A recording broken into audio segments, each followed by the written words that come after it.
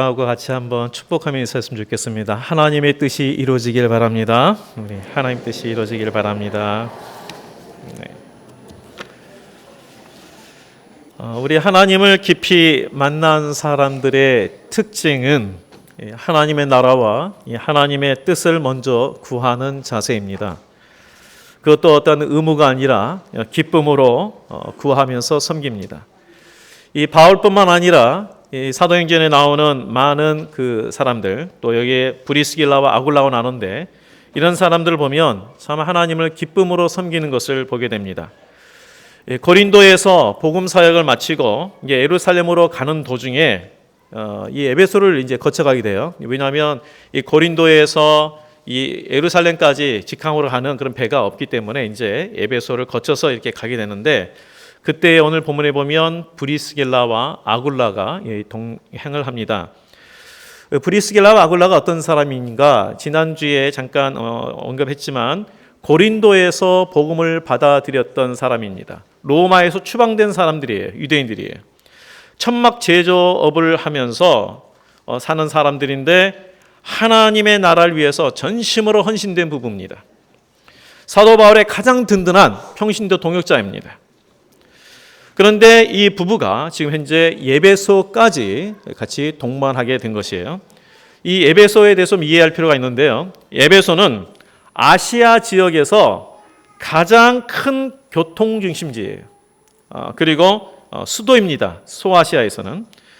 당시에 지금도 이 정도의 도로는 지방에서도 뭐 그렇게 많지 않은데 폭이 약 11m, 12m 되는 그러한 도로가 이 도시를 이렇게 지나갔다 그래요. 그러면 요즘으로 말하면 거의 한 그 편도 3차선 정도 되지 않습니까? 이 정도의 왕복 6차선 정도의 대로가 그 당시에 이미 에베소에 있었다는 거예요. 거기다가 교통중심지였고, 또 성경에는 아뎀이라고 되어 있지만 아르테미스라는 그런 풍요의 여신을 섬기는 그런 도시였어요. 세계 7대 불가 사이에 보면은 이 아르테미스 신전이 나옵니다. 규모도 엄청나요. 폭이 55m, 길이가 110m 되는 건물입니다. 우리 순천에 그런 건물이 없죠. 폭이 55m, 길이가 110m 되는 그러한 신전이 있었는데 그 모든 너무나 화려하고 웅장한 그러한 건물이었다는 거예요. 그래서 세계 7대 불가 사이의 하나로 꼽힙니다. 터키 지금 있는 이 아르테미스 신전이에요. 그래서 많은 그 아데미 신을 섬기는 사람들이 그 지역에 와서 순례를 하니까 이 에베소라는 도시 자체가 이런 우상의 성지예요. 그런데 이러한 곳에 지금 누구를 데리고 갔냐면 바로 그 동역자인 브리스길라와 아굴라를 데려갔어요. 근데 이들은 전임 사역자가 아닙니다. 평신도 사역자예요. 본인의 사업체를 가지고 운영하는 사람들입니다. 이들 부부가 이 장막 제조와 유통업에 관련된 그러한 일을 하고 있는데도 불구하고 그들은 전심으로 이 하나님의 나라의 일을 위해서 섬기는 것을 보게 됩니다. 그렇다면 이들이 어떤 자세로 어떤 힘이 있어서 이러한 자세로 섬겼을까? 이걸 한번 생각해 보게 되는 거예요. 분명 그들도 로마에서 추방을 당했습니다. 경제적으로 타격을 입었습니다. 사업체를 다시 시작해야 되는 어려움 가운데 있습니다. 우리가 어느 한 지역에서 열심히 기업을 이루고 있었는데 그 지역에서 뭐 예를 들어서 국가적인 사업에서 이주하라 그래도요, 보상금을 줘도 다른 곳에서 새롭게 시작한다는 게 쉽지 않습니다. 그런데 이들은 그냥 추방당한 거예요. 그러니 경제적으로도 굉장히 어렵고 새로운 것을 시작한다는 것이 아주 또 힘들지 않습니까? 그런 어려운 가운데 있음에도 불구하고 참 이렇게 하나님의 나라의 일을 위해서 기쁘게 헌신된 일을 하고 있는 거예요. 이러한 기쁨의 헌신이 어디서 오는 것일까? 우리가 하나님의 구원의 은혜를 깨달을 때 이 일을 물론 하겠지만 우리가 다 경험했듯이 처음에 하나님께서 우리에게 주셨던 그 은혜의 감격, 이것이 시간이 지나면 지날수록 더 강해지십니까? 아니면 좀 사그라지십니까? 좀 사그라지죠, 대체적으로. 그런데 사랑의 수고를 하는 사람들은요, 그러니까 어떤 직분의 수고, 또 의무에 쓰고 상황이 그렇기 때문에 어쩔 수 없는 하는 그 수고가 아니라 정말 사랑의 수고를 하는 사람들은요, 그 은혜를 지속할 뿐만 아니라 하나님이 주신 기쁨을 얻습니다. 나같이 부족한 자까지 하나님이 쓰셔서, 그래서 하나님의 그 큰 일들을 동참케 하시고 하나님의 역사를 경험케 하는 것에 대해서 참 기쁨과 감격이 있어요. 그래서 어려운 일이 있고 포기하고 싶은 일들이 있어도 이 기쁨이 있기에 그 일들을 감당하는 것입니다. 그 위탁가정, 위탁부모라는 말을 종종 들어보셨죠? 1964년도부터요, 한 200여 명, 매년 200여 명 정도의 그 위탁가정을 통해서 아이들이 양부모를 만납니다. 시설에서 아이들이, 버려진 아이들이 시설에서 자라는 것보다 이렇게 이제 위탁가정에서 자라야 앞으로 그들이 갈 곳이 가정이잖아요. 그러니까 더욱 그들에게 안정된 좋은 환경이기 때문에 위탁가정을 이렇게 섭외를 합니다. 그래서 위탁부모는 가정이 없는 아이들에게 새로운 부모를 만날 때까지 가정에서 사랑으로 돌봐주는 또 다른 부모예요. 작년에 2014년도 위탁모의 날이 있었습니다. 행사에서 13년째 위탁모 생활하고 있는 어느 한 분의 수기의 내용이 있었는데 잠깐 제가 한번 읽어드릴게요. 첫 아이를 입양 보냈을 때는 헤어지는 슬픈 마음에 공황 상태에 이르렀습니다. 이 아이를 막 정을 들여서 막 6개월, 1년 정도 키워줬는데 막 헤어질 때 울고 막 그러잖아요. 그럴 때 너무 슬퍼서 공황 상태에 빠졌다는 거예요. 그래가지고 나 다시는 내가 안 해야겠다. 너무 마음이 아파서 안 해야겠다. 이렇게 마음을 먹었는데 다른 아이를 보면서 힘을 얻었습니다. 만남과 헤어짐의 반복으로 힘든 시간도 있었지만 밝고 건강하게 자라는 그 아이들을 보면은 정말 잘했구나 하는 생각이 듭니다. 그렇게 소감을 말해요. 지금도 이 위탁 부모들이 버려진 아이들을 가정에서 사랑으로 돌봐주고 있는데 위탁 가정에게 그렇게 정부에서 지원이 많지 않습니다. 그냥 우유 기저귀 값에서 조금 더 어느 정도예요. 그런데 이들은 그런 걸 가지고 돈 때문에 한 게 아니고 정말 이 아이에게 사랑으로 이게 돌봐주고 싶어서 하는데 그 여러 가지 힘들죠. 헤어짐의 아픔도 있고 이 아이를 키운다는 게 얼마나 힘든지를 다 아시잖아요. 그런데 그것을 하는 게 뭐냐면 양부모를 만나서 건강하게 밝게 자라는 모습을 보는 기쁨으로 한다는 거예요. 그 기쁨이 있기에. 그 기쁨이 있기에 헤어짐의 아픔도 그렇게 애를 잘 돌보는 그 힘든 것도 다 잊고 한다는 거예요. 기쁨이 있기에.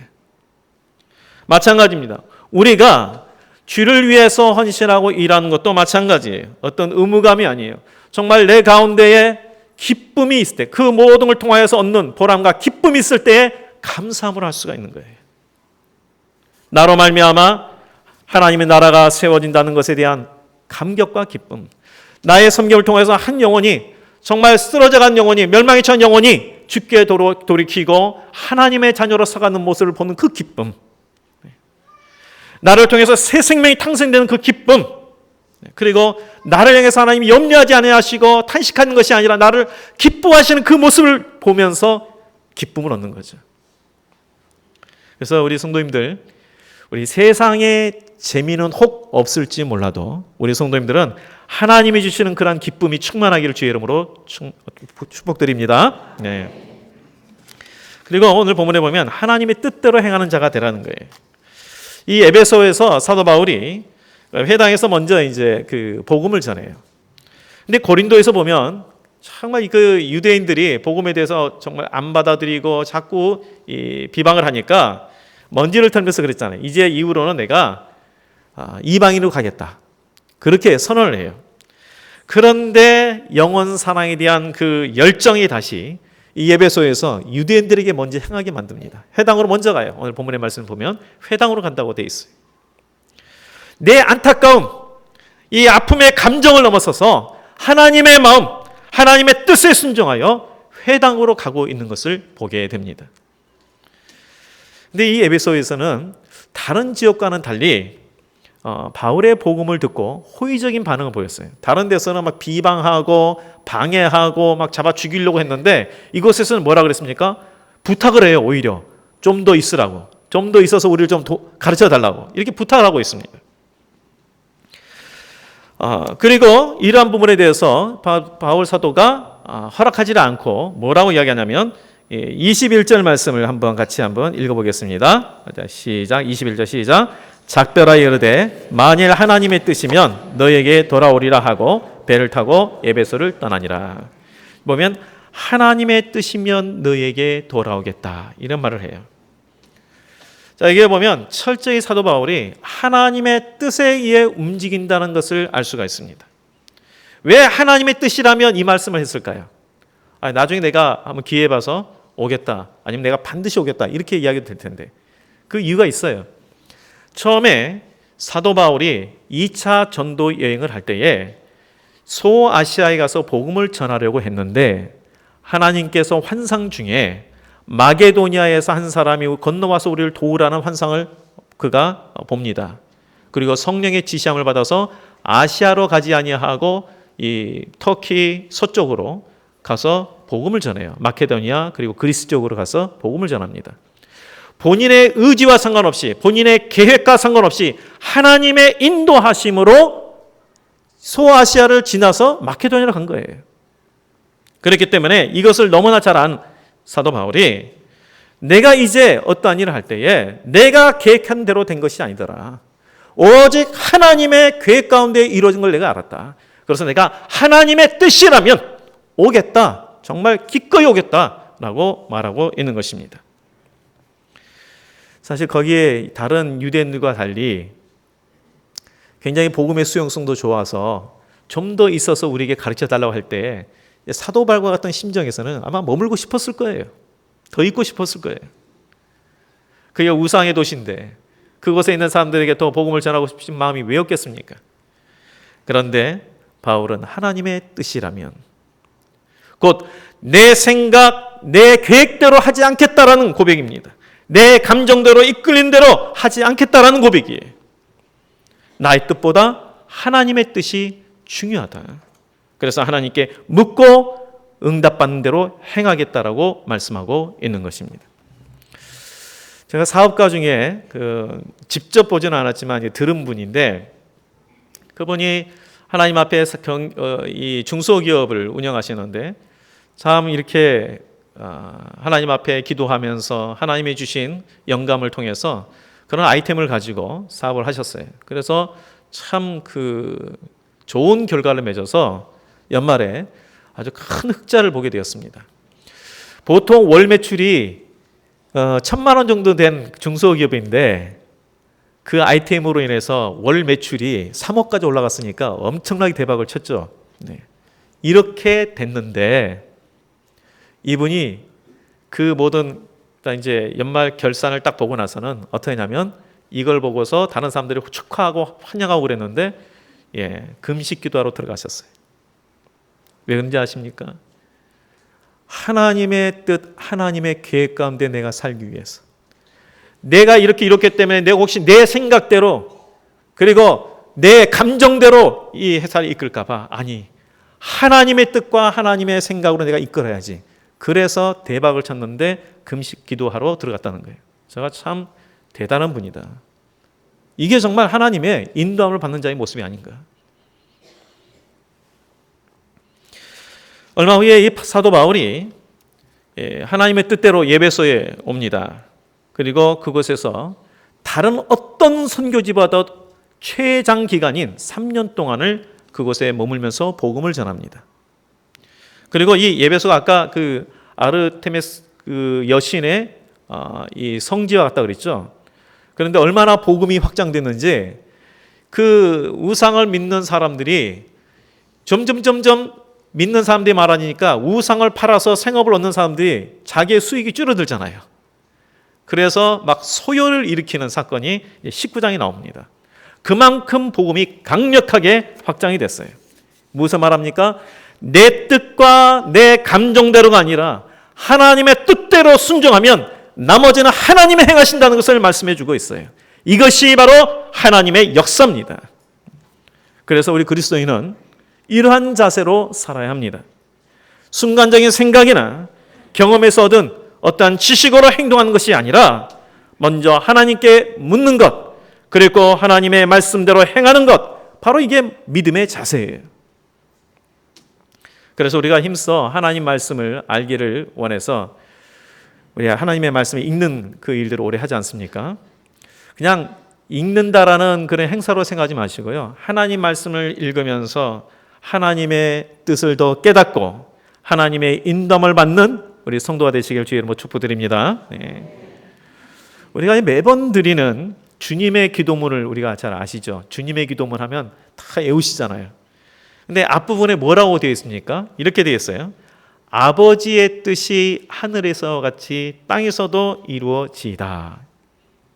아버지의 뜻이 하늘에서뿐만 아니라 땅에서도 이루어지이다. 누구를 통해서요? 나를 통해서. 하나님의 뜻이 이 땅이라는 것은 그렇지 않아요. 이 땅이 그냥 무슨 영토 이런 차원이 아니잖아요. 나에게서, 우리 가정에게서 하나님의 뜻이 이루어지이다.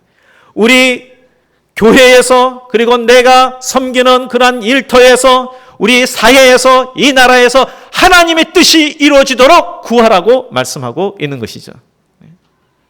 그런데 우리는 주님의 기도문을 주문처럼 외우다 보니까 그 내용과는 상관없이 하나님의 뜻보다는 내 뜻, 내 소원만을 구할 때가 너무나 많은 것 같아요. 모든 것이 형통하든지 어렵고 낙심될 만한 상황이든지 간에 그 상황 속에는 하나님의 뜻이 반드시 있습니다. 오해하지 말 것은요, 고난과 어려움이 하나님의 뜻은 아니에요. 그러나 그러한 상황에 있을 때에도 하나님의 뜻은 있다는 거예요. 구체적인 인도하심과 개인을 향한 하나님의 뜻은 각자의 부르심이 다르기 때문에 그래서 기도하면서 지속적으로 성령의 인도함을 받아야 하겠지만 우리의 삶 속에서 우리 공통적으로 우리를 향한 하나님의 뜻은 있어요. 데살로니가전서 5장 16절에서 18절까지의 말씀, 우리가 너무나 잘 아는 말씀인데 제가 잠시 읽어드리겠습니다. 항상 기뻐하라. 쉬지 말고 기도하라. 범사에 감사하라. 이는 그리스도 예수 안에서 너희를 향하신 하나님의 뜻이니라. 자, 하나님의 뜻이 뭐라 그랬습니까? 항상 기뻐하라. 쉬지 말고 기도하라. 범사에 감사하라. 근데 이 말씀이 좀 와닿습니까?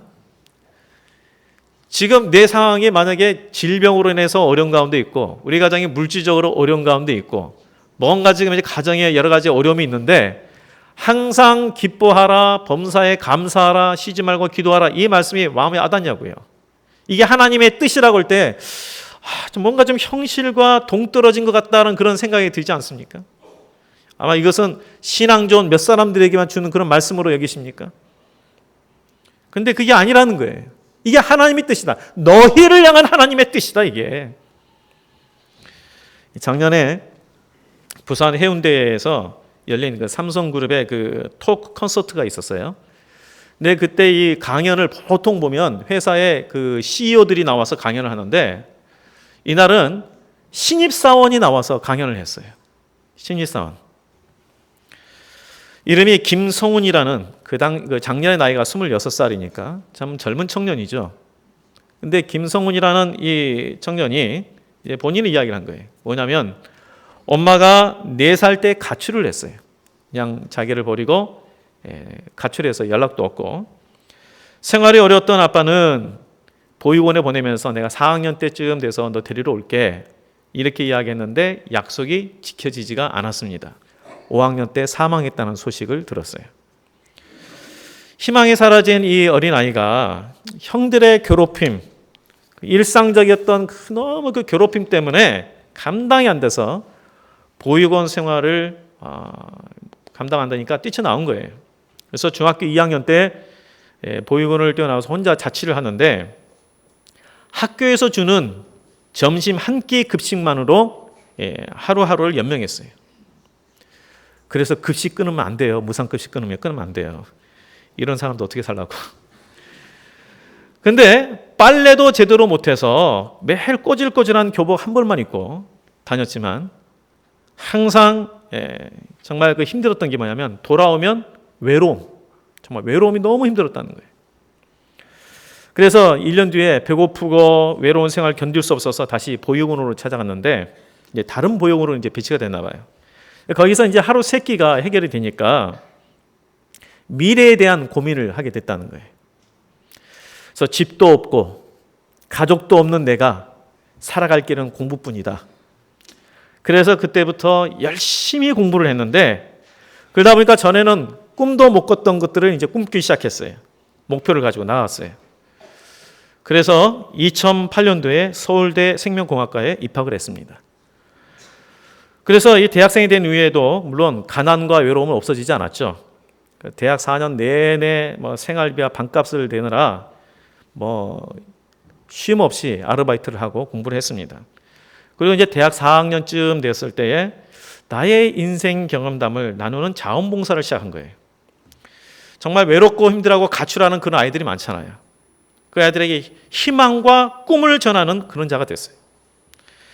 그리고 작년에 이제 1월에 삼성에 입사하게 됐는데 이날에 이제 그 후배들에게 이야기한 거죠. 희망과 행복과 나눔을 이야기한 거예요. 본인은 정작 어떤 사람인데요? 본인은 엄마가 자기를 버리고 아버지가 일찍 죽어서 보육원에서 자란 고아예요. 그런데 그 고아가 꿈과 희망이 돼서 이야기하고 있는 거예요. 어려운 환경 때문에 인생에 대해서 부정적으로 생각했다면 내가 이 자리에 설 수 없었습니다. 엄마가 나를 버리고 가출한 것에 대해서 부정적으로 생각하고 그리고 내가 고아에 된 것에 대해서 원망하며 부정적으로 생각하고 가난한 것에 대해서 부정적으로 생각했다면 내가 행복하지 못했을 겁니다. 그의 좌우명이 뭐냐면 그럼에도 불구하고래요. 그럼에도 불구하고 좌우명이. 그럼에도 불구하고 내가 감사하고 그럼에도 불구하고 긍정적으로 살았다는 거예요. 그래서 이제 마지막으로 이렇게 이야기를 했어요. 참 26살 된 청년이 이런 이야기를 한 거예요. 인생은 언제든지 좋아질 준비를 하고 기다리고 있습니다. 작은 일들에 감사하며 인생을 긍정적으로 바라보세요. 작은 일들에 감사하며 인생을 긍정적으로 바라보세요. 자기는 감사할 게 너무 많다는 거예요. 뭐가 감사하냐 했더니 내가 그런 우리 부정적인 부분만 보면 감사할 게 없는데 그래도 내가 일할 수 있다는 게 감사하고 내가 다른 사람들에게 나의 꿈에 대해서 희망에 대해서 말할 수 있다는 게 감사하고 내가 대화할 수 있는 사람이 있다는 게 감사하고 그래 조그만 것에 감사하니까 행복했다는 거예요. 자, 범사에 감사하라 항상 기도하라는 것이 현실과 동떨어진 말씀입니까? 내 상황 대봐. 내가 지금 물질적으로 어렵고 건강도 안 좋고 그런데 무슨 감사할 게 있어야지. 아니에요. 우리를 향한 하나님의 뜻, 하나님의 마음이에요. 그게 행복을 이루기 위한 조언이에요.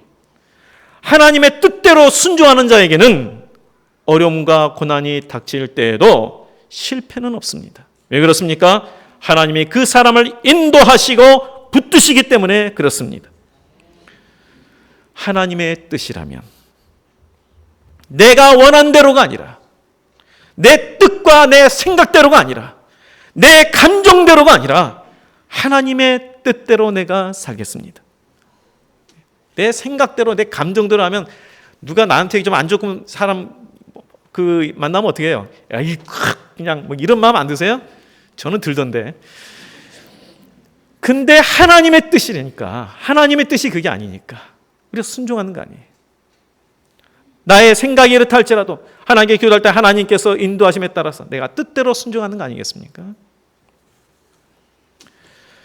우리 모든 성도님들이 하나님의 뜻을 구하고 하나님의 뜻대로 순종하는 그런 삶. 그래서 하나님의 인도하심과 하나님의 도우심을 경험하고 내 삶 속에서 선한 영향을 끼치는 그런 삶이 되시기를 주의 이름으로 축복드리겠습니다. 기도하겠습니다. 하나님 아버지, 참으로 우리의 생각이 너무나 짧아서 당장 눈에 보이는 것에 따라서 원망하고 좌절하고 무너질 때가 참 많습니다. 내 생각과 내 감정대로 행할 때가 참 많았습니다. 이제 하나님, 내 뜻, 내 감정대로 행동하는 자가 아니라 하나님의 뜻을 구하며 하나님의 뜻대로 순종하는 자가 되게 하여 주시옵소서. 모든 상황 속에서 어렵고 힘든 상황이 있다 할지라도 그럼에도 불구하고 기뻐하고 감사하는 자가 되어서, 기도하는 자가 되어서 우리의 삶이 성숙되고 하나님의 선한 계획이 이루어지는 삶이 되게 하여 주옵소서. 특별히 어려움과 고난 가운데 있는 성도들에게는 낙심하지 않도록 힘주시고 믿음 주셔서 하나님의 인도함을 받는 삶들이 다 되게 하여 주시옵소서. 모든 것 주께 다 얻고 예수님 이름으로 기도하옵나이다. 아멘.